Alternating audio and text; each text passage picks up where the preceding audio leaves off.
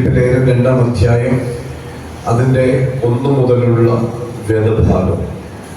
2-ാം അധ്യായം 1 മുതൽ ഒത്തിരിയില്ല 6 വരെയുള്ള വേദഭാഗങ്ങൾ. ഇവിടെ ഫിലിപ്പ് ലേഖനം പൗലോസ് അപ്പോസ്തലൻ കാരാഗൃഹത്തിൽ കിടക്കുമ്പോൾ ക്രിസ്തുവിൽ വല്ല പ്രബോധനവും ഉണ്ടെങ്കിൽ, എന്തോ ഈ പ്രബോധനം എന്ന് പറയുന്നത്? പ്രബോധനം മലയാളം പറ. പ്രബോധനം അല്ല, ഇംഗ്ലീഷ് പറ. സോറി, മലയാളം പറഞ്ഞിട്ട് ഞാൻ അതിന്റെ മലയാളം കൂടെ പറയാൻ പറഞ്ഞ എങ്ങനെ നടക്കും? എൻകറേജ്മെന്റ് അല്ലേ? ഒരാളെയുടെ നമ്മൾ എന്ത് ചെയ്തോണ്ടിരിക്കുക? ലിഫ്റ്റ് ചെയ്യുക, ഉയർത്തിക്കൊണ്ടിരിക്കുക അല്ലെ? ഉയർത്തിക്കൊണ്ടിരിക്കുക. അതല്ലേ നമ്മളെ ഏൽപ്പിച്ച ശുശ്രൂഷ അല്ലേ? ഡെഫിനറ്റ്ലി അതാണ്. നമ്മൾ മറ്റുള്ളവരെ എന്ത് ചെയ്തോണ്ടിരിക്കണം? എൻകറേജ് ചെയ്യണം അല്ലേ? ഇവിടെ ക്രിസ്തുവിൽ ആ ശുശ്രൂഷയുണ്ടോ? അതാണ് നമ്മൾ ചിന്തിക്കേണ്ടത്. ക്രിസ്തുവിന് ആ ശുശ്രൂഷയുണ്ടോ? എനിക്ക് മറ്റുള്ളവരെ എൻകറേജ് ചെയ്യാൻ, മറ്റുള്ളവരെയും കൂടെ ലിഫ്റ്റ് ചെയ്യാനായിട്ട് ഒരു മിനിസ്റ്റർ അല്ലെങ്കിൽ ഒരു ശുശ്രൂഷ എന്റെ കയ്യിൽ ഫലമേൽപ്പിച്ചിട്ടുണ്ടോ? അങ്ങനെയുള്ളവര് ഒന്ന് കൈപൊക്കിക്കും. ഉണ്ടോ? നമുക്ക് എല്ലാവർക്കും ഉണ്ട് കേട്ടോ, എല്ലാവർക്കും ഉണ്ട്. പറഞ്ഞേ, എല്ലാവർക്കും. ഒരാളെ അടിച്ച് തകർക്കാൻ എളുപ്പമാണ്, പക്ഷെ ലിഫ്റ്റ് ചെയ്യാൻ പാടില്ല. ഇത് നമ്മുടെ കയ്യിലുണ്ട്. ഈ മിനിസ്റ്റർ മറന്നു പോകരുത്. നമ്മൾ എപ്പോഴും എബ്രായ ലേഖനത്തിൽ കേൾക്കുന്ന ഒരു കാര്യമാണ്, വിശ്വാസത്തിന്റെ നായകനും പൂർത്തി വരുത്തുന്നവനുമായി യേശുവിനെ. അത് നമ്മുടെ ചുമ്മാ ഒരു വെറും വാക്കാണോ? വെറും വാക്കാണെങ്കിൽ ചുമ്മാ പറഞ്ഞിട്ട് ഒരു കാര്യമില്ല. അത് നമ്മുടെ ലൈഫിൽ കൊണ്ടുവരണം. ചിലപ്പോ പ്രകൃതിയിലുള്ള ഭാവം ഉണ്ടോ? എല്ലാം വചനമല്ലേ? അപ്പൊ ഈ എൻകറേജ്മെന്റ് നമ്മുടെ ജീവിതത്തിൽ ഉണ്ടായിരിക്കണം. എങ്ങനെ എൻകറേജ്മെന്റ്? ഒരു ഞായറാഴ്ച കഴിഞ്ഞ ഞായറാഴ്ച ഫുൾ കസേര നിറഞ്ഞു. ഇവിടെ ഒറ്റ കസേരയെല്ലാം നിറഞ്ഞെങ്കിലും എത്ര കുടുംബങ്ങൾ ആബ്സെന്റ് ആയെന്ന് ചോദിച്ചാൽ പലർക്കും അറിയത്തില്ല. നമുക്കൊരു ബേർഡൻ വേണം, നമുക്കൊരു ആത്മഭാരം. ആരെ കുറിച്ചാണ്? ജനങ്ങളെ.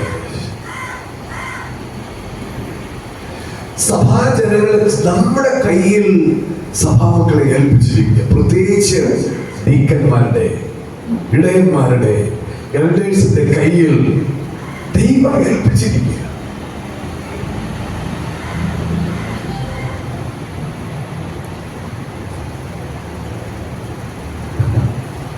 ഇതെല്ലാം എൻ്റെ ഉള്ളിലെ സങ്കടമായി ചിരിച്ചോണ്ട് പുറത്തോട്ട് വിടുന്നു.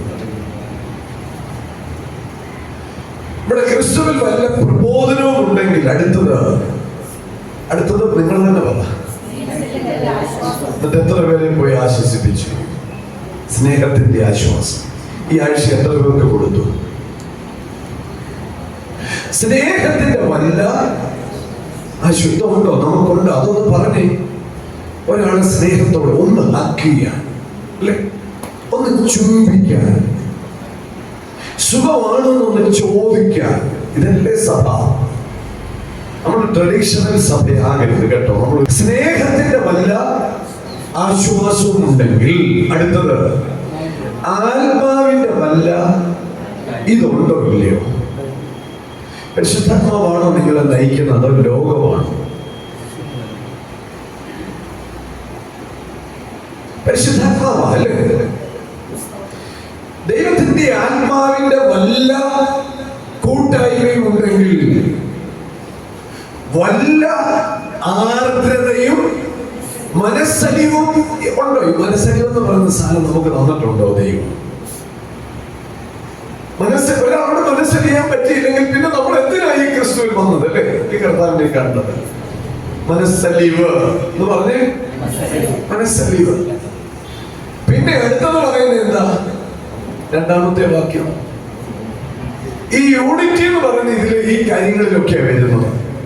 ഉണ്ടെങ്കിൽ നിങ്ങൾ ഏക മനസ്സുള്ളവരായി ഏക സ്നേഹം കൊണ്ട് ഐക്യമത്യപ്പെട്ട് ഏക ഭാവമുള്ളവരായി. ഒറ്റ ഭാവം. ആരുടെ ഭാവം? ക്രിസ്തുവിന്റെ ഭാവം അല്ലേ അടുത്ത താഴെ പറയാൻ പോകുന്നത്. ഈ ഭാവം നമ്മുടെ ഉള്ളിൽ ഉണ്ടാകണം. ഏക ഭാവമുള്ളവരായി ഇങ്ങനെ കർത്താവിന്റെ സന്തോഷം നമ്മൾ പൂർണ്ണമാക്കണം. നമ്മൾ പാടും, എൻ്റെ ഇഷ്ടം വേണ്ട പ്രിയനെ, അല്ലേ? പാട്ടിനകത്തേ ഉള്ളൂ. ജീവിതത്തിൽ ഇല്ലാത്തത് പാടാനും പോകില്ല. എന്റെ ഇഷ്ടമൊന്നും അല്ലേ, വേണ്ട പ്രിയനെ നിന്റെ ഇഷ്ടമെല്ലാം എന്നിൽ എവിടെ പൂർണ്ണമാകട്ടെ. നാളെ മീറ്റിംഗ് ഉണ്ട്, വരണേ. ഓ പനിയ ചുമയ, ഇന്നലെ പാട്ട് പാടുന്നത് എന്റെ ഇഷ്ടമൊന്നും വേണ്ട പ്രിയനെ നിന്റെ ഇഷ്ടം എന്നിൽ പൂർണ്ണമാകട്ടെ. രാവിലെ മോശപ്രാർത്ഥന നടക്കുകയാണ്, ചെവിക്ക് വേദനയാണ്. തീർന്നു. അടുത്തത് പറയുന്നത് എന്താണെന്ന് അറിയാമോ? 3-ാമത്തെ വാക്യം പോലെ, ശാഠ്യത്താലോ ദുരഭിമാനത്താലോ ഒന്നും ചെയ്യാതെ, അല്ലേ? അങ്ങനെയല്ലേ പഠിപ്പിക്കുന്നത്? ശാഠ്യത്താലോ ദുരഭിമാനത്താലോ ഒന്നും ചെയ്യാതെ. അടുത്തത് പറയുന്നത് എന്താ? താഴ്മയോടെ. പത്രോസിന്റെ ലേഖനം കഴിഞ്ഞ ദിവസം 1 മുതൽ 5 വരെയുള്ള അധ്യായം പഠിച്ചപ്പോൾ അതിനകത്ത് പല അധ്യായങ്ങളിലും നമ്മളെ ഓർമ്മിപ്പിച്ചു താഴ്മ ധരിച്ചോണം, അല്ലേ? പഠിച്ചില്ലേ?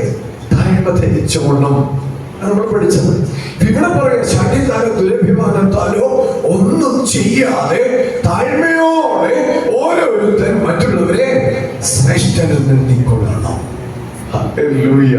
പിന്നെ അടുത്തത് പറയുന്നത്, ഓരോരുത്തൻ സ്വന്തം ഗുണമല്ല. ഇത് നിങ്ങളോടാണോ പറയുന്നത്? അതോ ഞാൻ പറയുന്നത്? നിങ്ങളാരും സാക്ഷ്യം പറഞ്ഞില്ലേലും നാളെ ഈ ഭിത്തികളും ഈ കത്തനും ഈ ഇതെല്ലാം എന്ത് ചെയ്യും? എഴുന്നേറ്റ് സാക്ഷ്യം പറയും കർത്താവിനെ. നമ്മൾ പറഞ്ഞില്ലെങ്കിൽ കല്ലുകൾ എന്ത് ചെയ്യും? ആർക്കും ദൈവത്തെ സ്തുതിക്കും. ഇവിടെ പറയാം ഓരോരുത്തർ സ്വന്തം ഗുണമല്ല, പിന്നെ മറ്റുള്ളവന്റെ ഗുണം കൂടെ നോക്കണം. ഒരാളോടൊന്ന് പറഞ്ഞു കൊടുത്തേ, സ്വന്തം ഗുണമല്ല മറ്റുള്ളവന്റെ ഗുണം കൂടെ നോക്കണം. പറഞ്ഞേ, ധൈര്യമായിട്ട് പറ. ഓനെ കൈ കയറിയിട്ട് ഉഷാറായിട്ടിരുന്നേ. ഓരോരുത്തർ സ്വന്തം ഗുണമല്ല മറ്റുള്ളവന്റെ. ഇപ്പൊ മറ്റുള്ളവന്റെ കൂടെ കാര്യത്തിൽ ഞാൻ ശ്രദ്ധിക്കണം എന്നുള്ളൊരു തോന്നല് നമുക്ക് വരുന്നെങ്കിൽ, നമ്മൾ ആരൊക്കെ ആബ്സെന്റ് ആയിരുന്നു, ആരൊക്കെ കഴിഞ്ഞ ദിവസത്തെ മീറ്റിംഗിൽ വന്നു, ആരൊക്കെ വരാതിരുന്നു, ഒന്ന് അവരെ വരും എന്താണ് കഴിഞ്ഞ ആഴ്ച കണ്ടില്ലല്ലോ എന്ന് ചോദിക്കാൻ പറ്റുന്നത്. ഇതൊക്കെ നമ്മുടേതായ ചിന്തകളും മനോഭാവങ്ങളും മാറ്റി നിർത്തുമ്പോഴാണ് സംഭവിക്കുന്നത്, അല്ലേ? നിങ്ങളുടെ മൗനം സമ്മതമായിട്ട് ഞാൻ വിശ്വസിക്കുക. സ്വന്തം പറഞ്ഞില്ലെങ്കിൽ കുഴപ്പമില്ല. ഓരോരുത്തർ സ്വന്തം ഗുണമല്ല മറ്റുള്ളവന്റെ ഗുണം കൂടെ നോക്കണം. അടുത്തത്, യേശു ക്രിസ്തുവിലുള്ള ഭാവം തന്നെ, അതേ മനോഭാവം തന്നെ നമ്മളിലും ഉണ്ടായിരിക്കട്ടെ, അല്ലേ? ഇതല്ലേ ക്രിസ്ത്യ ജീവിതം. നമ്മുടെ വിഷയം കഴിഞ്ഞിട്ട് പിന്നെ ഉള്ളു ബാക്കി എല്ലാം. അതല്ല, പിന്നെ ഇവിടെ എന്തുവാ? ക്രിസ്തുവിന്റെ മനോഭാവം തന്നെ ഉണ്ടായിരിക്കട്ടെ നിങ്ങളിൽ. അടുത്തത് 6-ാമത്തെ വാക്യം യേശുവിനെ കുറിച്ച് പറയുക. അവൻ ദൈവരൂപത്തിൽ ഇരിക്കെ ദൈവത്തോടുള്ള സമത്വം മുറുകെ പിടിച്ചു കൊള്ളണമെന്ന് വിചാരിക്കാതെ ദാസരൂപമെടുത്ത മനുഷ്യ സാദൃശ്യത്തിലായി തന്നെത്താൻ ഒഴിച്ച് വേഷത്തിൽ മനുഷ്യനായി ഇളങ്ങി തന്നെത്താൻ താഴ്ത്തി മരണത്തോളം, ക്രൂശിലെ മരണത്തോളം തന്നെ യേശു കർത്താവ് അനുസരണമുള്ളവരായി തീർന്നു. ഈ യേശുവിനെയാണോ നോക്കുന്നത്? ഈ യേശുവിനെയാണോ? കഴിഞ്ഞ ദിവസം ഞാനൊരു മോട്ടിവേഷൻ ക്ലാസ് കേട്ടു, ഫേസ്ബുക്കിലാണ് കേട്ടത്. എനിക്ക് ഒത്തിരി സന്തോഷം തോന്നി. വളരെ ഒരു പ്രഗത്ഭനായ ഒരു ഡോക്ടറാണ് അത് കൈകാര്യം ചെയ്തത്.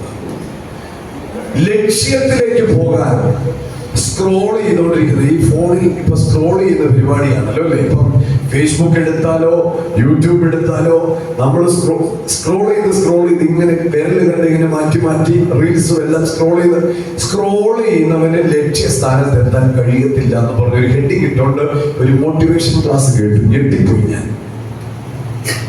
എന്ന് പറഞ്ഞാൽ നമ്മുടെ കോൺസെൻട്രേഷൻ, നമ്മുടെ ലക്ഷ്യത്തെ തെറ്റിക്കുന്ന ഒത്തിരി കാര്യങ്ങൾ നമ്മുടെ മീഡിയയിലുണ്ട്, നമ്മുടെ കൺവെൻപിലുണ്ട്. നമ്മൾ അതിനെ വളരെ സസൂക്ഷ്മം ദൈവികമായി തന്നെ അതിനെ കൈകാര്യം ചെയ്യാൻ നമ്മൾ പഠിക്കണം. അല്ലെങ്കിൽ പോയി നമ്മുടെ നോട്ടം ആരിലായിരിക്കട്ടെ. ഞായറാഴ്ച ജോലിക്ക് പോകുന്നവരോട് ഞാൻ പറയും, ഞായറാഴ്ചത്തെ ആ 2 മണിക്കൂർ ഒഴിച്ചിട്ട് മറ്റുള്ള ജോലിക്ക് പോകാം. നമ്മൾ ദൈവത്തിന് വേണ്ടി ഒരു ദിവസം കൊടുക്കേണ്ട സമയം, അല്ലെ? 24 ഹവറിൽ നമ്മൾ എത്ര ഒരു 3 മണിക്കൂറെങ്കിലും കുറഞ്ഞത് ദൈവത്തിൽ നമ്മൾ സ്പെൻഡ് ചെയ്തിരിക്കണം, ദൈവത്തിന്റെ കൂടെ സ്പെൻഡ് ചെയ്തിരിക്കണം. പറ്റുന്നുണ്ടോ? നമുക്ക് 30 മിനിറ്റ് സാധിക്കുന്നില്ല, അല്ലേ? 3 ഗുണം ചെയ്യും. പക്ഷെ നമുക്ക് പറ്റുന്നില്ല. നമ്മുടെ നോട്ടം ക്രിസ്തുവിലായിരിക്കട്ടെ, നമ്മുടെ ലക്ഷ്യം ക്രിസ്തുവിലായിരിക്കട്ടെ, നമ്മുടെ ആത്മീയ യാത്ര ക്രിസ്തുവിലാകട്ടെ. നമ്മുടെ ലക്ഷ്യം പൂർത്തീകരിക്കണമെങ്കിൽ, നമ്മുടെ ലക്ഷ്യം എന്ന് പറയുന്നത് ഇവിടെ വീട് വെക്കോ, വീട് തരും തരത്തില്ലെന്നല്ല, കാർ വേണോ തരും ഇല്ലെന്നൊന്നും പറയുന്നില്ല. നിങ്ങൾ എന്റെ നാമത്തിൽ എന്നോട് അപേക്ഷിക്കുന്നതൊക്കെയും ചെയ്തു വരുവിൻ. അതിന് മുൻപ് കുറെ കാര്യങ്ങളുണ്ട്. അതാ പ്രശ്നം. ദൈവത്തിന്റെ വചനത്തിന്റെ കോണ്ടെക്സ്റ്റിൽ വേണം ഓരോ വാക്യങ്ങളും നമ്മൾ പ്രഖ്യാപിക്കാൻ, സംസാരിക്കാനായിട്ട്. ചുമ്മാ കിട്ടത്തില്ല. എല്ലാം നാം വിളിച്ചോണ്ട് ആ വാക്യം അമർത്തിക്കൊരുക്കുക, എല്ലാവർക്കും അമർത്തിക്കൊരുക്കുന്നതും മതി. അതിന് മുമ്പുള്ളതൊന്നും വേണ്ട. നമ്മൾ സൂക്ഷിക്കണം. എവിടെയൊക്കെയോ മിസ്റ്റേക്ക് സംഭവിച്ചു പോയിട്ടുണ്ടെന്നുള്ളതാണ്. എവിടെയെല്ലാമോ പ്രശ്നങ്ങൾ സംഭവിച്ചു പോയിട്ടുണ്ട് ആത്മീയ ജീവിതത്തിൽ. മനുഷ്യ സാദൃശ്യത്തിലായി തന്നെത്താൻ ഒഴിച്ച് വേഷത്തിൽ മനുഷ്യനായി വിളങ്ങി തന്നെത്താൻ താഴ്ത്തി മരണത്തോളം, ക്രൂശിലെ മരണത്തോളം യേശു കർത്താവ് ലോകത്തിന് വേണ്ടി അനുസരണമുള്ളവനായിരുന്നു. നിസ്സാര കാര്യമല്ലത്. കാരണം തന്നെ ഏൽപ്പിച്ച ദൗത്യം, പിതാവായ ദൈവം പുത്രനായ യേശുവിനെ ഏൽപ്പിച്ച ദൗത്യം ഒരു നൊടി നേരത്തേക്ക് വേണമെങ്കിൽ മാറ്റിവെക്കാമായിരുന്നു. പക്ഷെ താൻ ചെയ്തില്ല. യേശു കർത്താവിനെ ക്രൂശിക്കുന്ന സമയത്ത് ശ്രദ്ധിച്ച്, യേശു കർത്താവിനെ ക്രൂശിക്കുന്ന സമയത്ത് ആ നാട്ടിൽ ഏകദേശം 22 പരം കൊടിയ വിഷമുള്ള മുള്ളുകളുണ്ടായിരുന്നു, മുൾച്ചെടികളുണ്ടായിരുന്നു. യേശുവിനെ അടിച്ച് ശിക്ഷിച്ചുകൊണ്ടിരിക്കുന്ന സമയത്ത് കുറച്ചുപേര് യേശുവിനെ ഒന്ന് കളിയാക്കണമല്ലോ എന്നുള്ള ആ ചിന്തയിൽ കുറെ പേർ ഓടി. അവർക്കറിയാം ഇതിൽ ഏറ്റവും കൊടിയ വിഷമുള്ള ചെടി ഏതാണ്. ആ വിഷമുള്ള തന്നെ രാത്രിയിൽ പോയി തപ്പിയെടുത്തോണ്ട് വന്ന് അത് തങ്ങളുടെ കയ്യെ കൊള്ളാതിരിക്കുവാൻ അതിന് വളരെ സസൂക്ഷ്മം ശ്രദ്ധിച്ച് ആ മുള്ളുകൊണ്ട് കിരീടം ഉണ്ടാക്കി. ആ കിരീടം ഉണ്ടാക്കി യേശുവിന്റെ ശിരസിൽ കൊണ്ട് വെക്കുകയല്ല, ഇടുകയാണ്. എന്നിട്ട് കോലുകൊണ്ട് എന്ത് ചെയ്തു? ആ കിരീടം അടിച്ചു തറച്ചു. യേശു മിണ്ടിയോ? യേശു മിണ്ടിയോ? എന്താണ് ഉണ്ടാകുന്നതിന്റെ കാരണം? യേശുവിനെ പിതാവ് ഏൽപ്പിച്ച ദൗത്യം പൂർത്തീകരിക്കുക എന്നുള്ളതായിരുന്നു. നമ്മുടെ ജീവിതത്തിൽ എത്രയോ ദൗത്യങ്ങൾ കർത്താവ് ഏൽപ്പിച്ചിട്ടുണ്ടല്ലേ. 28-ാമത്തെ പുസ്തകം മാത്യു, അതിന്റെ 16 മുതൽ നമ്മള് ഗ്രേറ്റ് കമ്മീഷൻ എന്നൊക്കെ പറയും, അന്ത്യകൽപ്പന. മരണാസന്നനായി കിടക്കുന്ന ഒരു പിതാവിന്റെ അവസാനത്തെ ആഗ്രഹം മക്കൾ പോയി സാധിപ്പിച്ചു കൊടുക്കുന്നത് പോലെ നമ്മളും യേശു കർത്താവിലാണെങ്കിൽ ആ അന്ത്യകൽപ്പന അല്ലെ, അവസാനത്തെ കൽപ്പന നമ്മൾ ചെയ്തു കൊടുക്കണം ദൈവത്തിന് വേണ്ടി. ചുമ്മാ എങ്ങനെ കയ്യും വീശി കർത്താവിന്റെ അരികിൽ പോകുന്ന ദയവ് ചെയ്ത് ചിന്തിക്കരുത്. കർത്താവ് ഏൽപ്പിച്ചത് നിവർത്തിച്ചിട്ടേ അങ്ങനെ ലോകത്തിൽ പോകാവുള്ളൂ. നമ്മുടെ യേശുവിനെ നോക്കിയാൽ മതി, വേറെ നോക്കണ്ട. യേശുവിനെ നോക്കിയാൽ മതി. അവൻ ദൈവരൂപത്തിലിരിക്കല്ലേ, ദൈവത്തോടുള്ള സ്വന്തം മുറുകെ പിടിച്ചു കൊള്ളണമെന്ന് വിചാരിക്കാതെ മനുഷ്യ സാദൃശ്യത്തിലെ തന്നെ ഒഴിച്ച് വേഷത്തിൽ മനുഷ്യരെ വിളങ്ങി തന്നെത്താൻ താഴ്ത്തി ക്രൂശിലെ മരണത്തോളം അനുസരണമുള്ളവനായി തീർന്നു.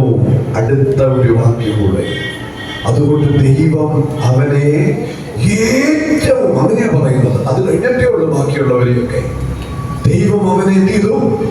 ഏറ്റവും ഉയർത്തി, സകല നാമത്തിനും മേലായ. ഹല്ലേലൂയ. അത്രമാത്രം യേശു കർത്താവ് പിതാവിനെ അനുസരിച്ച് ഈ ഭൂമിയിലായിരുന്നപ്പോൾ എന്ത് ചെയ്തു?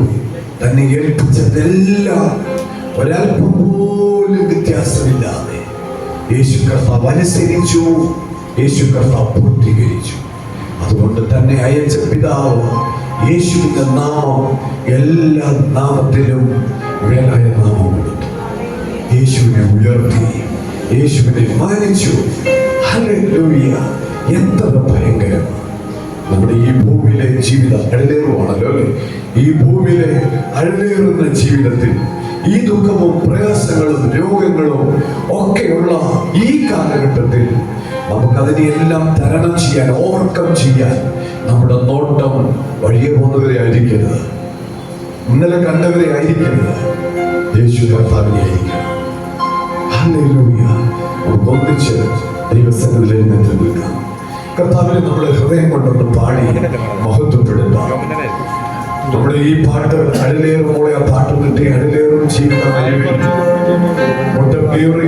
ഈ ഭാഗം എഴുതുമ്പോൾ, ഈ പാട്ടുകാരൻ ഈ പാട്ടുകൾ എഴുതുമ്പോൾ പരിശുദ്ധാത്മാവിൽ എഴുതിയ പരിശുദ്ധാത്മാവിൽ ഭാര്യ മരിച്ചു കിടക്കുക, മരിക്കാനായി കിടക്കുക. ഭാര്യയുടെ അരികിൽ ചെന്ന് ഭാര്യയുടെ തലയെടുത്ത് തന്റെ മടിയിലേക്ക് വെച്ച് കരങ്ങൾ മുടിയിലേക്ക് ഓതി കൊടുത്ത് ഇങ്ങനെ തൂത്തു കൊടുത്തിട്ട് ഭാര്യയുടെ നെറ്റിൽ ഒരു ചുംബനമൊക്കെ കൊടുത്തപ്പം ഉപബോധ മനസ്സിൽ നിന്നൊരു ഭാരം കൊടുക്കരുത്. കണ്ണുനീരിറ്റപ്പോ ആ കണ്ണുനീര് തുടച്ചുകൊണ്ട് ഈ മുട്ടങ്കി സച്ചായി പറയുക, ഈ ഭൂമിയിൽ ഇതൊക്കെ ഉണ്ടാകും. വാർദ്ധക്യവും പ്രയാസവും നരയും എഴുന്നേക്കാൻ മേലാതെ കിടക്കുന്ന അനുഭവങ്ങളൊക്കെ ഉണ്ടാകും. സഹജേ, നീ എന്ത് ചെയ്യണ്ട, കരയണ്ട.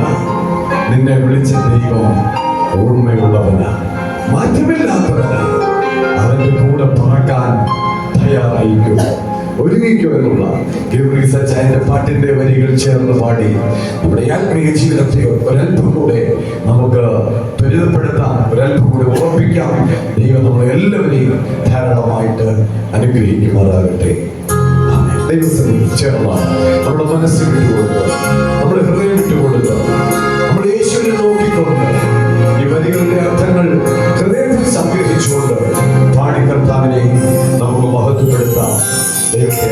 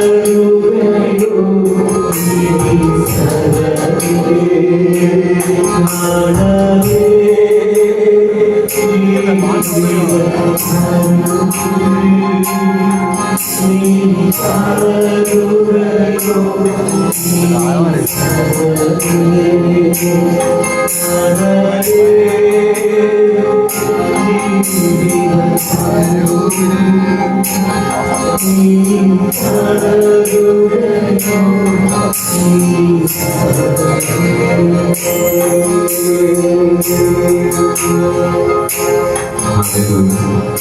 Hallelujah. Hallelujah.